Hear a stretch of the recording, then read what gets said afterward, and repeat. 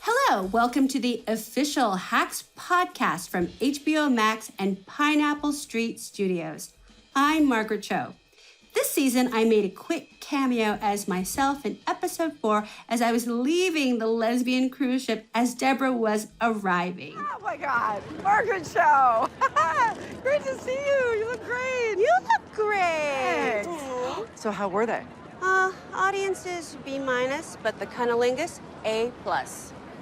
Huh. And today, I'm your official guest host of the pod. Joining me are the brilliant Hacks creators, Jen Statsky, Paul W. Downs, and Lucia Aniello. So on each episode of this podcast, a different guest host talks with you all about the making of an episode of Hacks. Okay, let's get into the 5th episode of season 2. It's called Retired.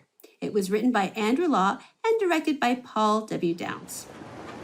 There was this stand-up showcase in Reno, and the finalists all got to go to the Nationals. And if you won, then you were booked on all the college shows. It was a really huge deal. And I knew that there was only room for one woman, if that, so I erased Susan's name off the whiteboard so she wouldn't know she'd made it into the final round. Whoa. Yeah, I know. And right after that, she retired. Now she works for commission in the shoe department. Paul, talk to us about directing this episode. There's a lot of character growth in the episode. A lot of our characters come together and rely on each other more than they have in the past. I was lucky enough to work with Harriet Sansom Harris in this episode, who plays Susan, the stand-up comic from Deborah's past, who she was very competitive with. And it was really such a privilege and a pleasure to work with her. She is so genius. You may have seen her most recently in Licorice Pizza as the agent, and she's really fantastic in everything she does. And she really, she moved all of us very much. She was excellent. And I believe her and Jean had been in a play together. Is that right? Yeah, they both come from the theater world, and I think they had worked together before. Yeah. Oh, yeah, okay. I love the episodes. I was so moved by all of it. In particular, episode 5, I think it just was like, I've never seen that particular element, show business and women in comedy, and the people who you kind of leave behind in comedy. Comedy is a very specific profession in that people don't ever leave it. It's not like acting where sometimes you sort of age out, or you sort of like leave the profession. Or in comedy, usually people that you start with, you'll see for the rest of your life. But then there's people who kind of just, in my mind, and I guess in Deborah Vance's mind, they give up. Or you force them out.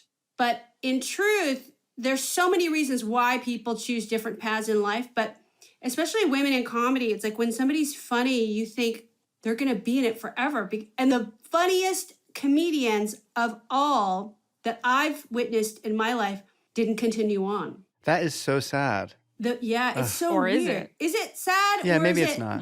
Maybe. I mean, usually the funniest comedians that I've seen just couldn't, they just couldn't hack it. They didn't like it. They didn't like the lifestyle. They didn't like the sacrifices. And the episode really reminded me of one woman in particular who lives on like some kind of island. Like if I go see her, I have to take a ferry. And she had sounds a like kid. she's doing good. She's living on an island. This sounds awesome. She's living on an island. There's like, I don't know if it's Canada. I don't know if it's the United States. I don't know. It's the Pacific Northwest. And she was the funniest. I totally idolized her. Lots of people totally idolized her, but she's one person that I always think, I don't know why, if you had so much talent, why wouldn't you pursue this? Yeah, right. But it's like you said, like the sacrifices you have to make and how difficult it is. Like it's almost a sign of sanity to quit. I think like there's, Did you having ever healthy boundaries? Yeah. Have you had conversations with people who have decided to quit where they sort of say why they have, or they just kind of like fall off and you don't really see them again? They just fall off and you don't see him again. Mm-hmm. It is so interesting that, and we deal with it in the episode, that comedy is a disease, when you can't do anything else. And I felt that way when I was first in New York, first doing comedy. I did stand up and I found it really lonely and really hard. And I turned to doing stuff at the UCB, which is where I met Lucia and where I met Jen. And doing sketch and improv was a little less lonely, but that was the thing. I essentially could have seen myself thinking, you know what, comedy isn't the path, but because I have the disease, because my brain is poisoned and I just want to make people laugh and I am addicted to that. I still had to do comedy, but it did force me on a slightly different path. And sometimes I wonder what the path would have been if I just stuck to doing stand-up and did solo performing more so than collaborating with people, what that would have been like for me. I make the joke that I might be dead in a ditch or I might have an Academy Award. We don't know. We just don't know. It's kind of like the lifestyle of it. I mean, I think when we choose to collaborate, that's actually often better. I think that because then it leads you to be less self-involved. When you're a stand-up comedian, you have to be so self-reliant, and then there's so much about it that's just driven. Like Deborah Vance is, she's just looks at everything from her point of view, so she can't possibly see from an outsider perspective that I think that's a very accurate portrayal of like the stand-up comedian. You can't even imagine what you could do outside of that. Right. And for someone like her, in our like history of Deborah Vance, she had a collaborator in her husband, and they had this 2-person act. And then when he betrayed her, that's one of the reasons she turned so hard to being a self-reliant performer and being a stand-up, because you don't have anybody else that you rely on. You're up there all alone. And in that way, nobody can betray you. And she talks about that in episode 109 last season. Yeah. But, which is why it's so scary for her to have this new person in her life. Having this writer in Ava, this like kindred spirit, this collaborator, is really terrifying for her, even though it is also so life-bringing, because there is something different about having other people, and you are a little less self-involved, and you are a little bit more, there's just the fire of collaborating with someone else is also intoxicating. It is, and when you can allow your guard to be let down. But it seems like when she lets her guard down, she gets disappointed and then she gets really angry. But she's also not willing to let it go. Like she's not cutting Ava off for any of these sort of betrayals, but she is keeping her at arm's length. Yes. And the only reason she's really not letting her go is because she does know that Ava does improve the work. And again, that is the most important thing. And so if Ava wasn't helping her, she would be gone, even if she does like her company. And enriching her life is what is enriching the work. So those two things go hand in hand. Yeah. And I think that they both have problems with intimacy. And that's kind of like what connects them is their inability to connect with other people, which I think is really funny. It's like they're actually very kindred spirits. And I think they take turns kind of mothering each other. Yeah. Whether it's like swallowing a big pill. I'm like, what is that, fish oil? I'm like, looks like fish oil, looks like vitamin D. Like, I'm like, oh, those big pill, I could see, like, it's like, that's psyllium husk. But to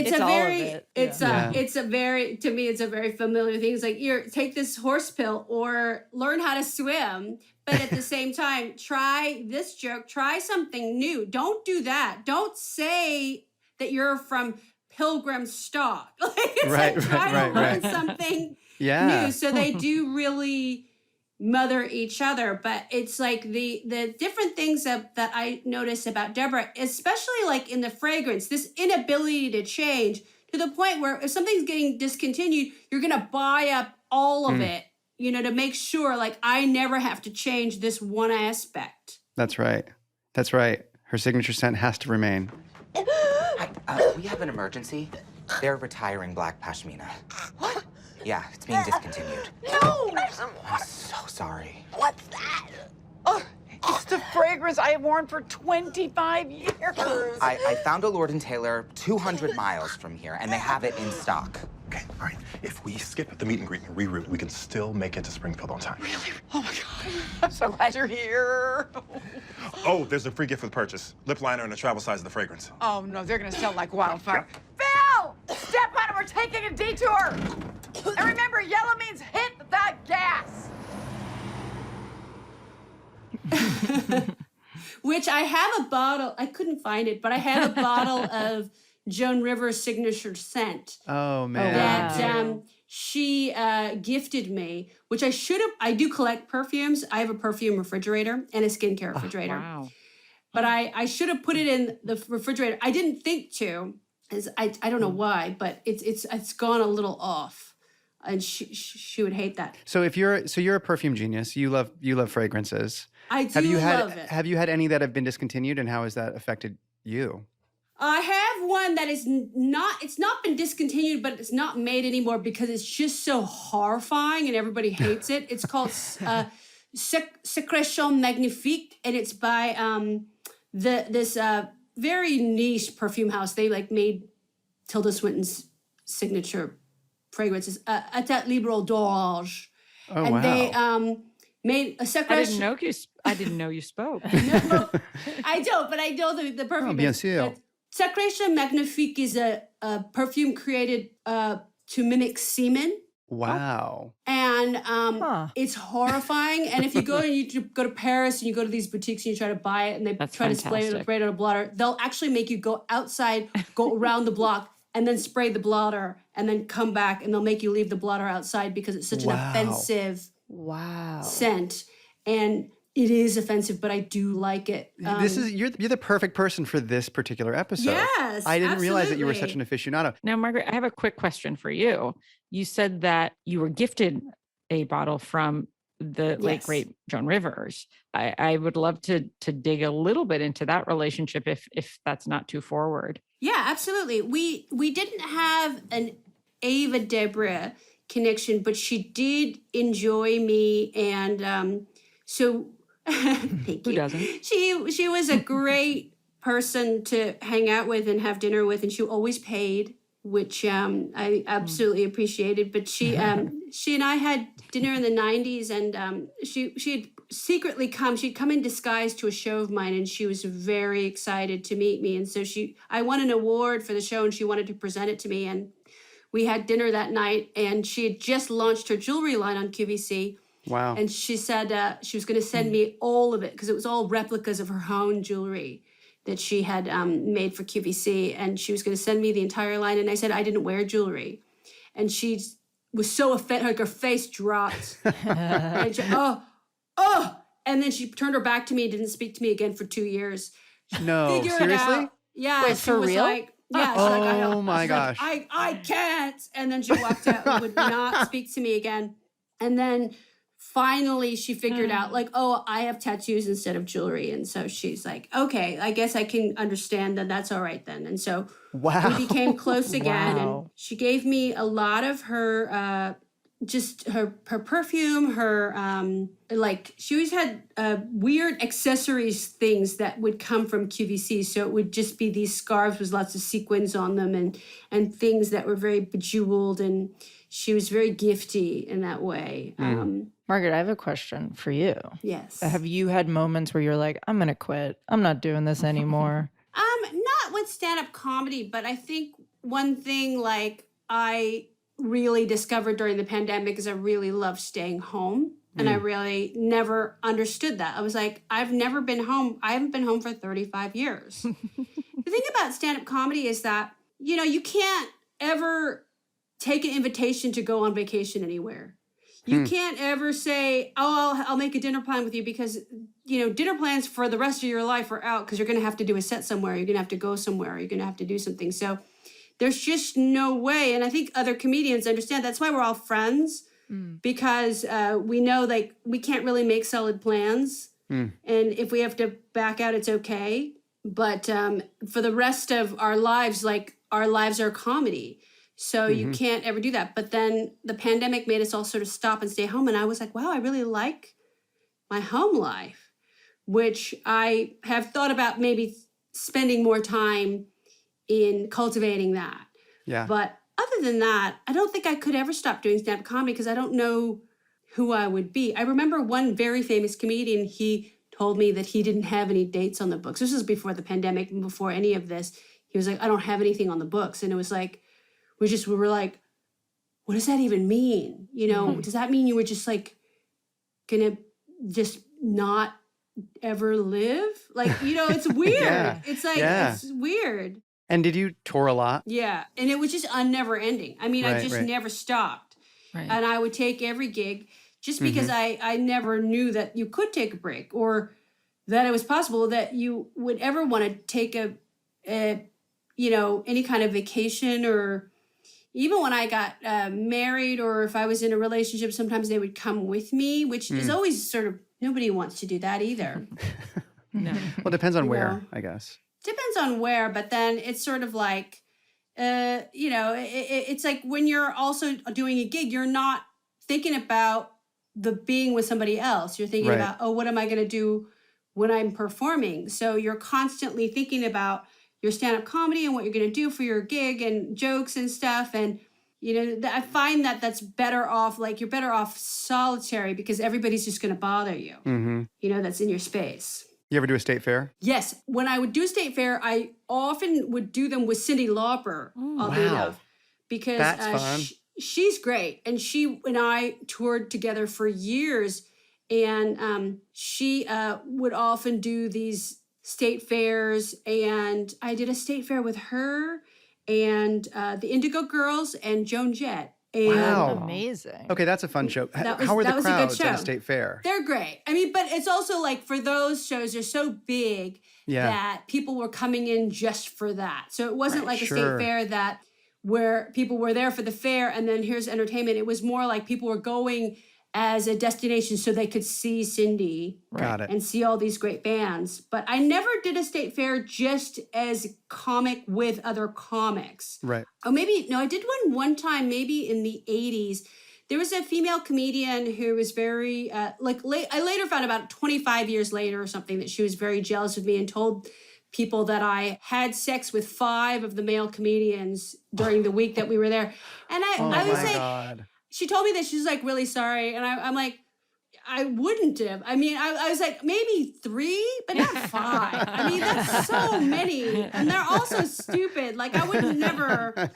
I mean, I would not mind being slutty, but not male comics. Male comics are just not the guys you want to be fucking all the time. Were you very competitive? Are you very competitive? Or do you find that that's something that's kind of like fallen away as you've careers progressed? I'm not really competitive, only because I'm really very much kind of a solo. Like, I was the only woman. I was the only Asian woman for a long time. Like, I was so much younger than everybody else. Right. Because I was like 15 and everybody's in their 30s and 40s. So much younger. Wow. And so just by my identity, and then later queer. So it was like kind of like there was just so many things setting me apart.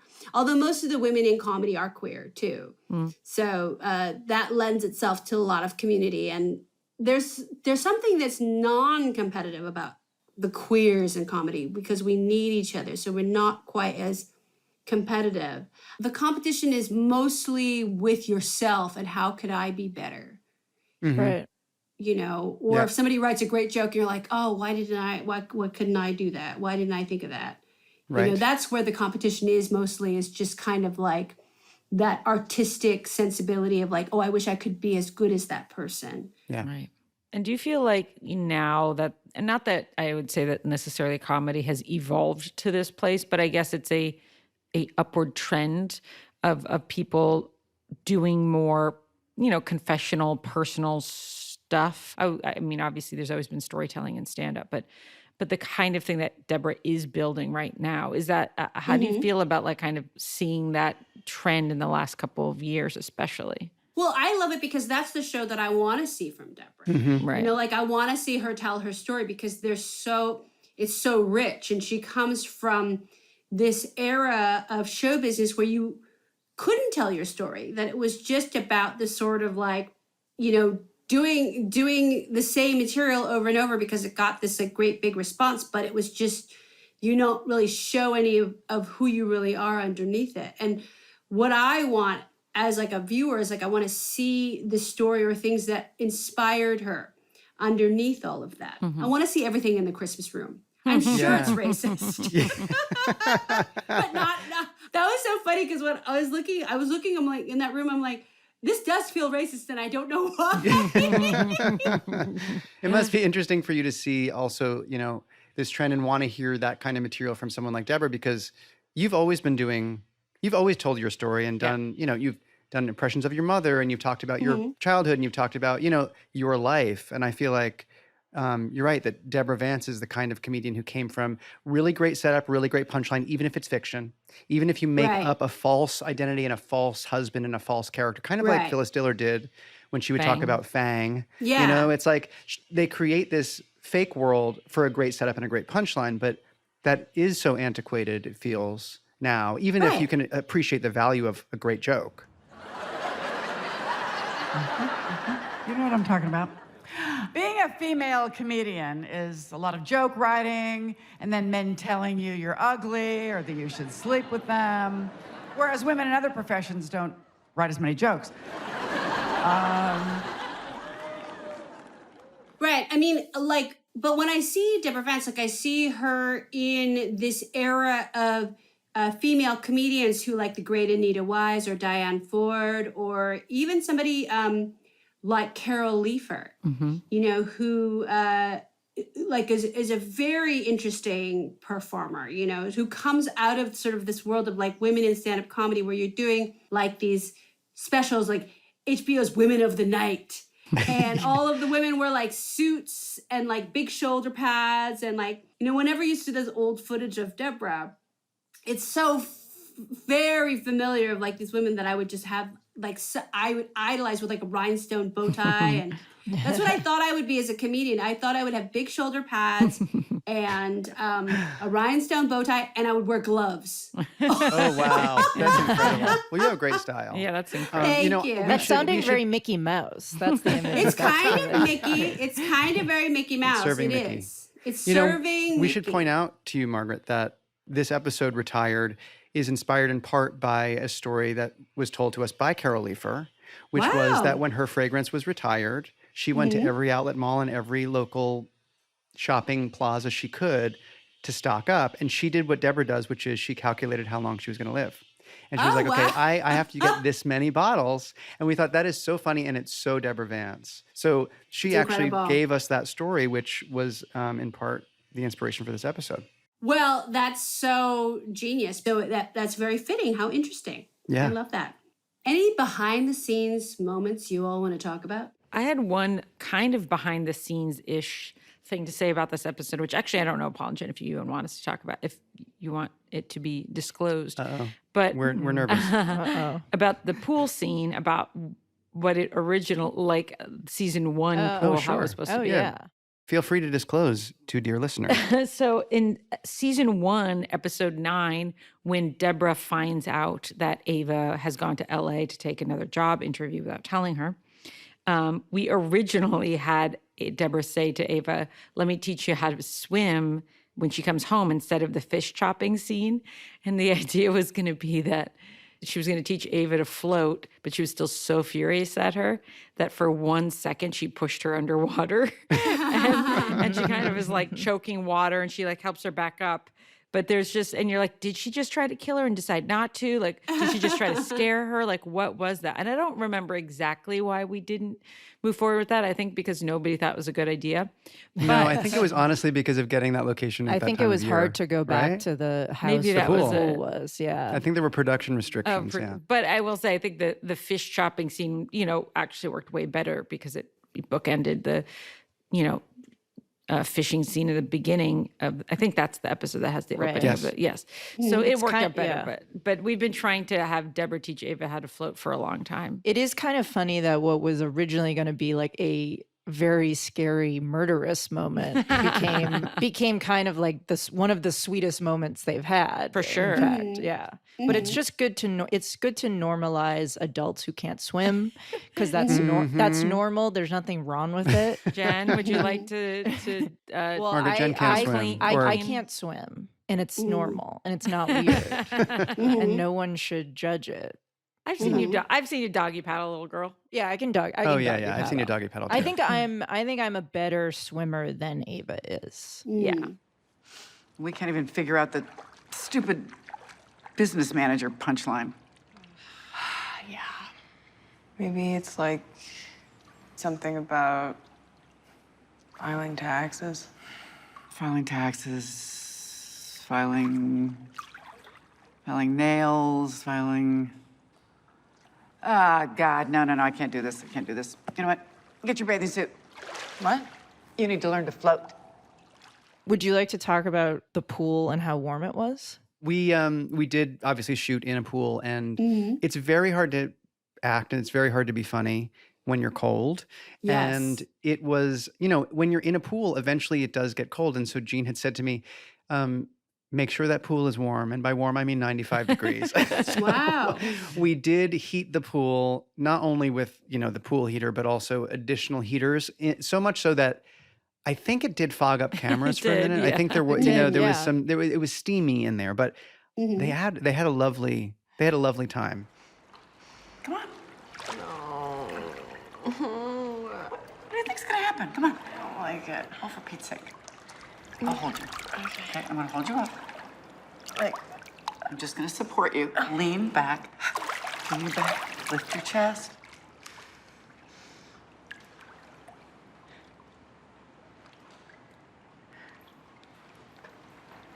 Okay, what about this? My business manager stole over $3 million. If I wanted a man to take that much money from me, I would have married him. Yeah, but we've got so much marriage stuff right before this. How about something about how much that would be today with inflation? Well, how much would it be? I have no idea.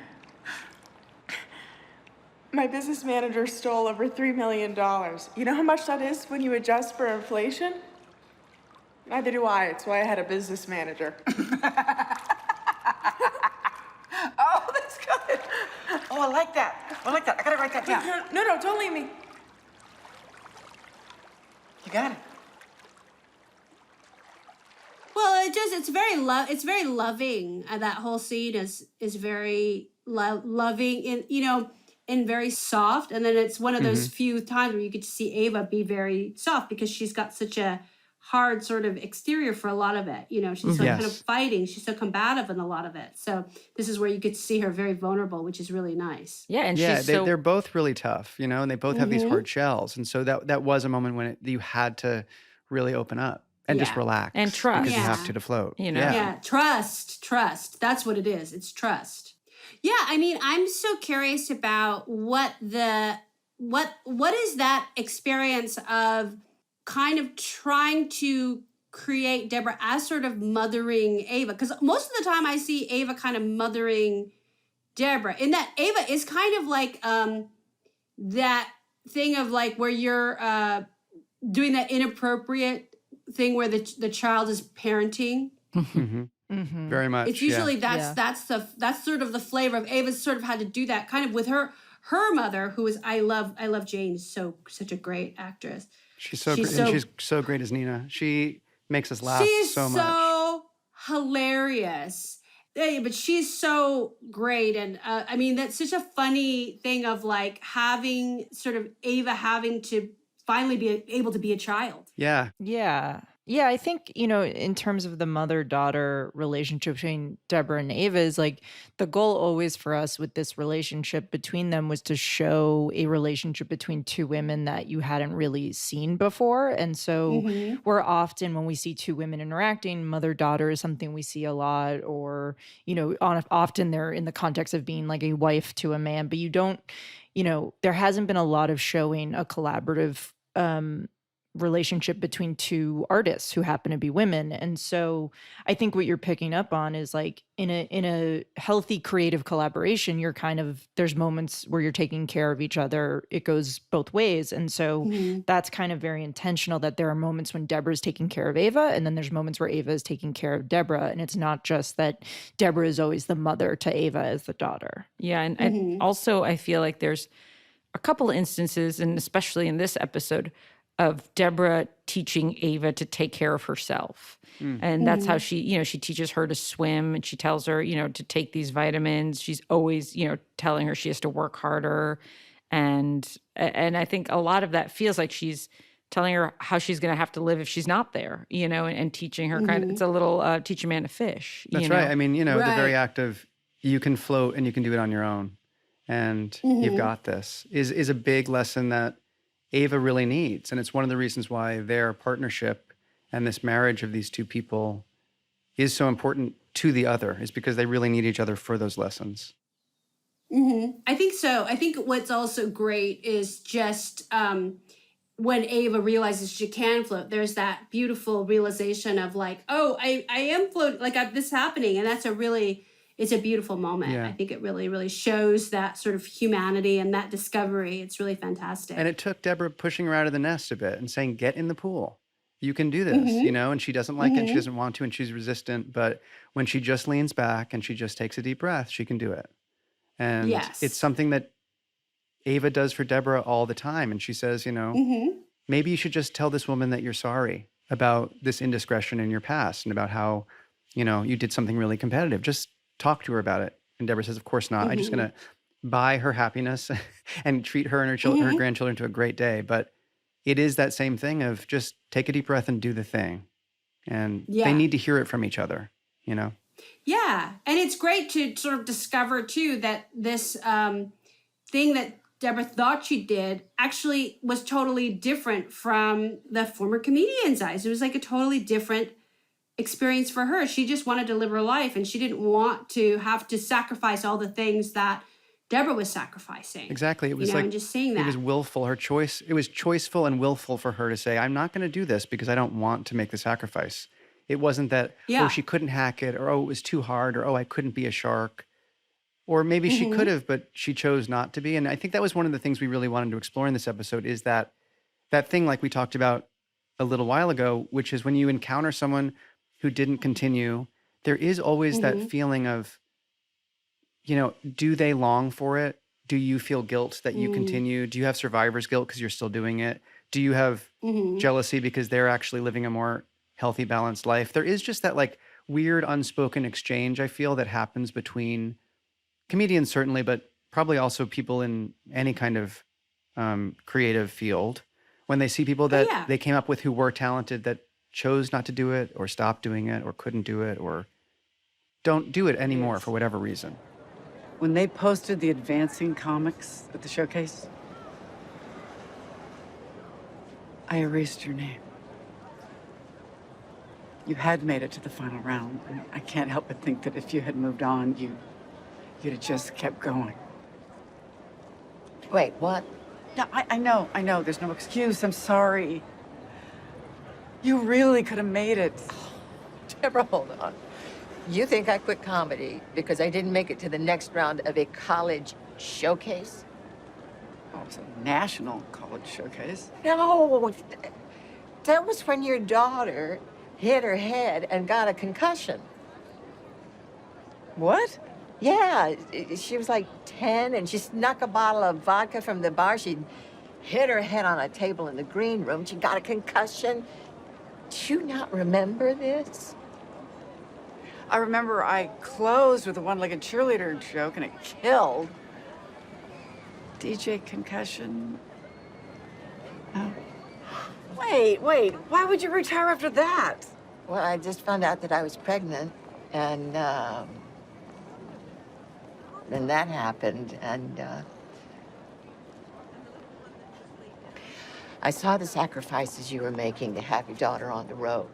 Especially for people like Jen, Lucia, and myself, we would watch comedians, and mostly female comedians, on like Comedy Central's Premium Blend or something. And a lot of those comedians were women. And I would say less than half as many ended up having their own sitcom or having their own talk show or having their own. And it's kind of like, well, why did so many guys get their own sitcom with their name? You know what I mean? Why aren't there more of the women doing that? Even if they're continuing and they're successful and working a ton, like why is it that so many men enjoy the acclaim that they do when so many women haven't really. And that was kind of one of the things we wanted to explore in the show in general, Yeah. you know? I mean, it's hard. Yeah. I think it's sexism. Yeah, well, I was just going to say, like, I think that's also part of what we wanted to explore in this episode is that for Deborah and Susan, it's a question that their male counterparts didn't really have to think about as much because they were seeing these sacrifices, and especially just the time that they were coming up, this idea of like being a comic and also having children and also balancing all of that, it was just a question men didn't have to ask themselves as much. So that, of course, comes into play as well. What Paul is saying is this thing that inherently, because of the way the system is set up, those are questions and doubts that enter a female comic's mind in a way that it didn't for men. Mm-hmm. So, yeah, in this episode, we have obviously the ongoing Deborah and Ava collaboration, but there are a couple conversations about work with the other characters. I mean, Ava and Marcus have a conversation where they realize they actually have a lot in common in the idea that they put so much of themselves into work in a way that is detrimental to their personal lives, which is, you know, for Marcus is as a result of working for Deborah for so long. And then we have Jimmy and Kayla who are talking about, you know, why they're even at that job and how they see their work ethics differently. But I will say sometimes it does feel like maybe you don't want to be here. I really want to be here. I want to be a manager like you. Okay, great. Well, you can. You just have to prove it. Okay.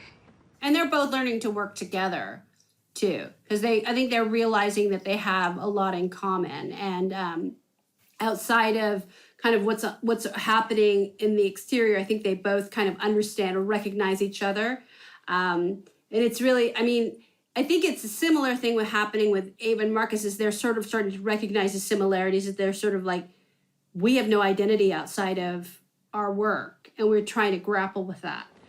I guess we're both all about our jobs.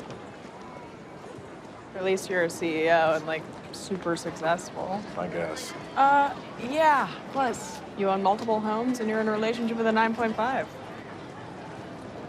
Actually, Wilson and I broke up a while ago. Oh. That sucks. I'm really sorry. Mostly because I'm married to my work, obviously. When I did try to have fun, I almost killed a dog. It's interesting. It's like when you sort of see they're actually the shadow sides of each other. That's right. They are. That's exactly right. They are the shadow sides of each other. And in this episode, there's a lot of coming together of these characters, Mm-hmm. you know, who were very far apart in the beginning of the season. Mm-hmm. Jimmy and Kayla, obviously, Marcus and Ava.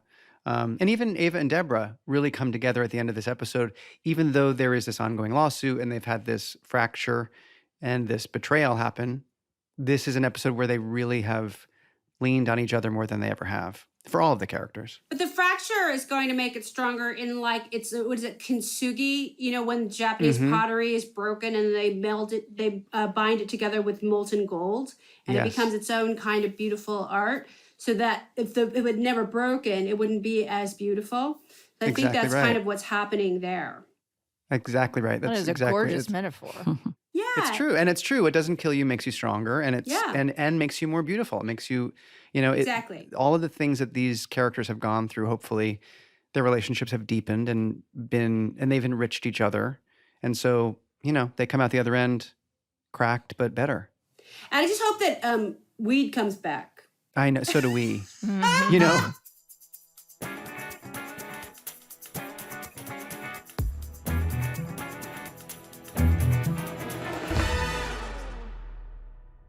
Now is the part of the show where I, as the guest host, I'm going to pitch you a story for a future episode of Hacks.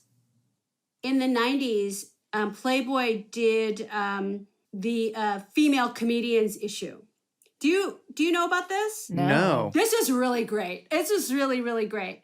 I think it was with Rhonda Shear and Felicia Michaels and quite a lot of other big headliner female comedians, and it was so scandalous. So I think that should, for an upcoming episode, my pitch for the upcoming episode is that this resurfaces. Oh, and that that's really good. and that me and I have to deal with it because I'm in it. Yeah, I always wanted to be in it, and Deborah has to deal with it too. That we're both in it. And we're like, oh my god, I can't Hilarious. That's so funny. Because Deborah would have done it in your mind. You're like, yes, Deborah would have done it. Of course she would have done it, because this would have, I mean, it would have been, yeah, she would have definitely done it.